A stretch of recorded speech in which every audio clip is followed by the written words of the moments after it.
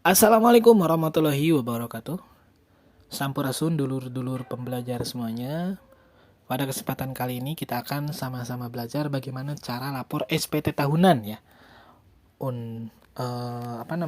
Di handphone gitu ya. Bagaimana cara lapor SPT tahunan di handphone melalui e-filing.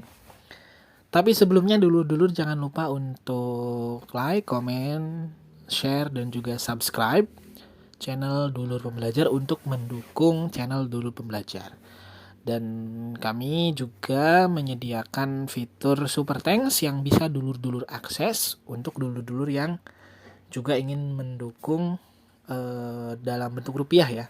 Dan kami sangat berterima kasih banyak atas segala dukungan dari dulur-dulur pembelajar.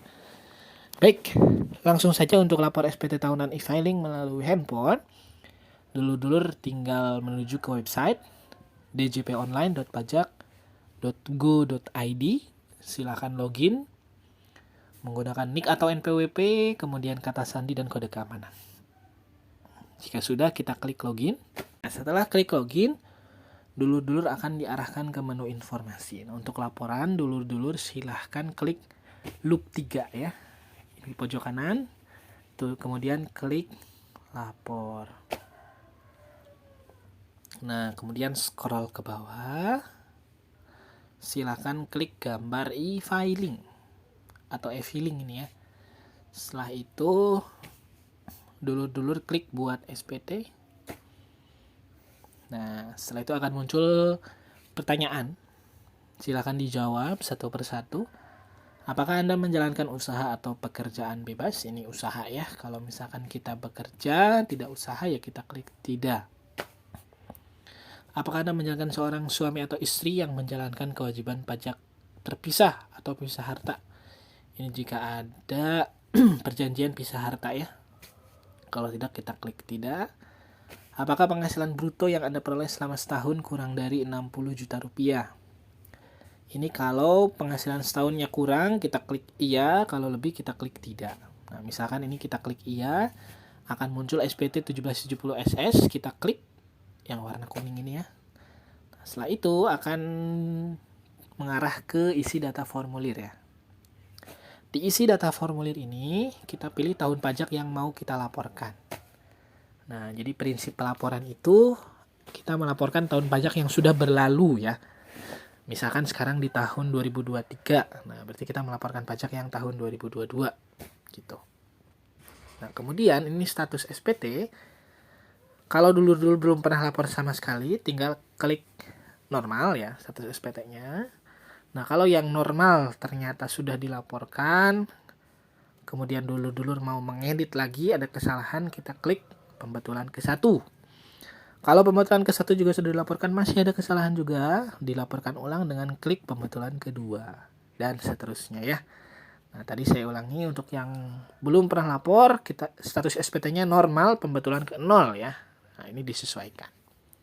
Klik berikutnya, nanti setelah itu akan muncul kolom SPT-nya ya.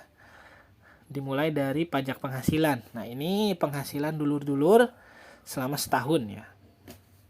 Dihitung aja tuh, gaji per bulan berapa dikalikan 12. Misalkan 24 juta ya. Nah, kemudian pengurangan ini hanya diisi jika dulur-dulur mendapatkan bukti potong dari bendahara.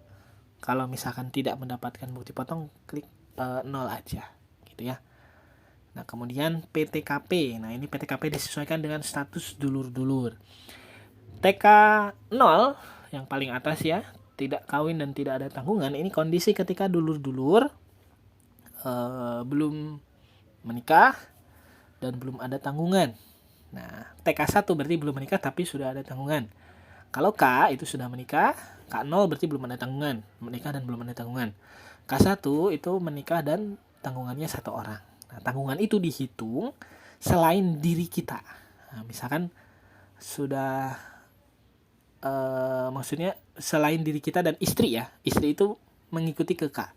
Nah, misalkan kita sudah menikah, anaknya 1 berarti K1. Nah, kita sudah menikah tapi belum punya anak, K0 gitu ya. Dan seterusnya, ini tinggal disesuaikan status dulur-dulur. Misalkan di sini belum menikah dan belum punya tanggungan. akan muncul PTKP. Nah, misalkan di sini TK0 tadi 54 juta. PTKP adalah batasan kena pajak. Nah, jadi kalau misalkan penghasilannya di atas 54 itu kena. Kalau di bawah berarti nggak kena. Ini untuk yang SS tadi ya. Kemudian nanti penghasilan kena pajaknya 0 karena masih di bawah tadi. Nah, nomor 6 ini diisi jika dulur-dulur kerja terus ada pajak yang dipotong. Dapat bukti potong. Nah, nilai yang dipotongnya dimasukin di sini. Tapi kalau nggak ada, nggak usah diisi. Nah, statusnya nihil. Klik berikutnya. Nah, di kolom B ada 3 ya. Nomor 8, nomor 9, dan nomor 10. Nomor 8 dan nomor 9 ini diisi jika dulur-dulur memiliki penghasilan yang bersifat final. Nah, ini harus dicek ya. Ada banyak kategorinya. Misalkan dulur-dulur ada penjualan saham di bursa efek ya, itu ada penghasilan finalnya dimasukin di sini. Atau misalkan dulur-dulur jual rumah misalkan ya, jual tanah dan lain-lain ya. Nomor 8 itu nilai jualnya atau nilai transaksinya. Nomor 9 itu pajak yang dipotongnya, pajak finalnya. Nah, sementara yang nomor 10 ini penghasilan yang dikecualikan dari objek pajak. Nah, ini berarti contohnya kayak warisan, hibah, sumbangan, dan lain-lain ya yang dikategorikan dikecualikan dari objek pajak. Ini kalau ada. Kalau misalkan tidak ada ya tinggal dikosongkan, klik berikutnya. Nah, selanjutnya ini total harta dulur-dulur, misalkan punya motor 15 juta. Nah, terus ditambah handphone 5 juta berarti 20 juta. Rumah misalkan 100 berarti 120 juta. Ini di total ya. Semua harta dulur-dulur.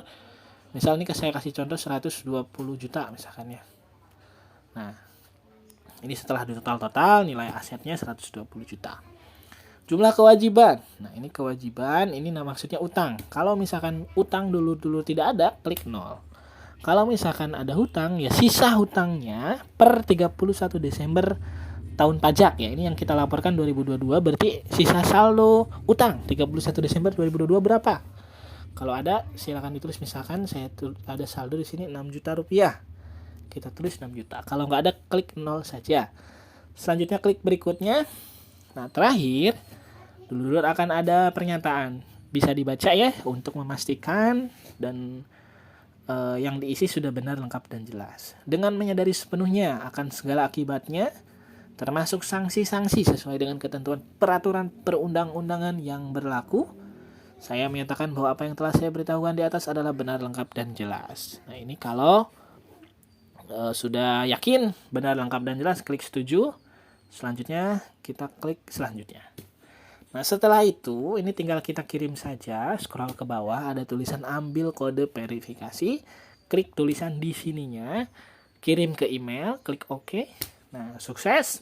Setelah itu cek kotak masuk email dulur-dulur, akan ada kode verifikasi. Nah, dikopikan kode verifikasinya, salin, tempelkan ke kotak, masukkan kode verifikasi ya, tempel, kemudian klik kirim SPT.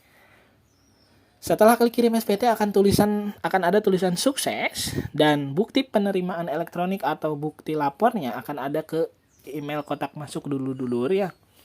Dan yang bukti ini seperti yang ada ditampilkan ya. Ini menunjukkan kalau dulur-dulur sudah lapor. Gitu.